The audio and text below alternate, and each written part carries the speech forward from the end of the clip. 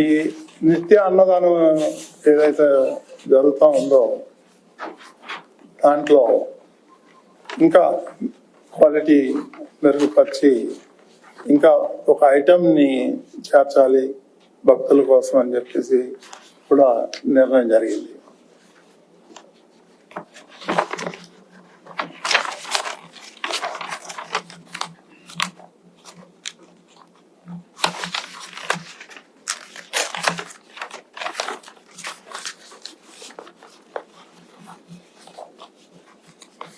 ఈ శ్రీవారి లడ్డు ప్రసాదంలో వాడేటువంటి నెయ్యి ఏదైతే ఉందో దాన్ని ఇంకా మెరుగుపరచాలని, మంచి క్వాలిటీ నెయ్యి కొనాలని బోర్డు నిర్ణయం తీసుకోవడం జరిగింది.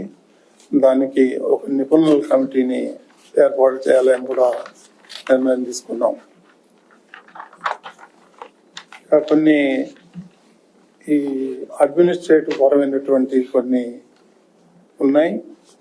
ఈ టిటిడిలో పనిచేసినటువంటి ఎంప్లాయీస్ ఎవరైతే ఉన్నారో వాళ్ళకి ఈ బోనస్ ఇవ్వాలని చెప్పేసి అనుకున్నాం. 10%. అది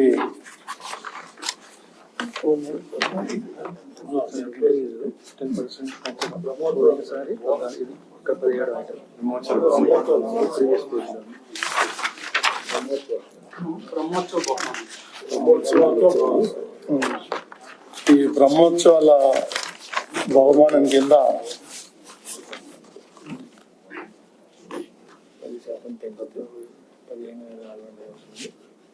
ఇదివరకు 14,000 ఉన్నది 15,400 ఇవ్వాలని నిర్ణయం తీసుకున్నాం. అట్లాగే అవుట్ సోర్సింగ్ ఎంప్లాయీస్ 7,535 రూపాయలకు పెంచాలని చెప్పేసి కూడా నిర్ణయం తీసుకున్నాం. ఇప్పుడు శారదా పీఠం ఏదైతే మనం ల్యాండ్ అలాట్ చేసామో వాళ్ళు 100కి 100 రూపాయలు ఏదైతే కండిషన్స్ ఉన్నాయో అవన్నీ కూడా వైలేట్ చేయడం జరిగింది. దాని మీద నిపుణుల కమిటీ వేస్తే ఆ కమిటీ కూడా ఒక రిపోర్ట్ ఇచ్చింది. దాని మీద 100% వాళ్ళు వైలేట్ చేశారు. కాబట్టి దాన్ని పూర్తిగా రద్దు చేసి మళ్ళీ తిరుమలకి హ్యాండ్ అవుట్ చేసుకునే విధంగా బోర్డు తీర్మానం చేయడం జరిగింది.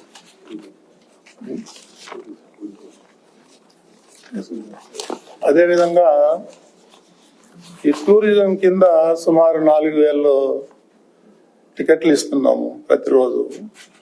అది బాగా మిస్యూజ్ అవుతుంది. దాన్ని పూర్తిగా రద్దు చేయాలని చెప్పి నిర్ణయం తీసుకున్నాం. ఇక దెర్ ఇస్ నో టూరిజం. ఇది టూరిజం సెంటర్ కాదు, ఇది పిలిగ్రిమ్ సెంటర్. మనకు అవసరం లేదు. చాలా మిస్యూజ్ జరుగుతుంది. దాని మీద మన విజిలెన్స్ వాళ్ళు కూడా ఎంక్వైరీ చేశారు. అది నిజమని తేలింది. కాబట్టి దాన్ని పూర్తిగా రద్దు చేయాలని నిర్ణయం తీసుకోవటం జరిగింది. మిగిలిన కొన్ని విషయాలు ఈవో గారు మాట్లాడతారు.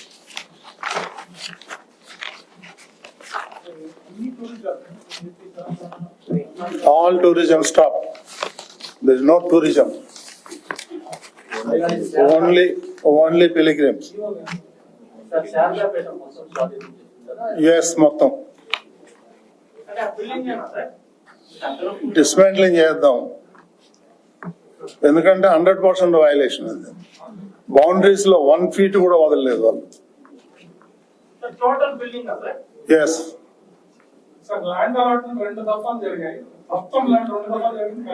మొత్తం క్యాన్సిల్ చేద్దాం.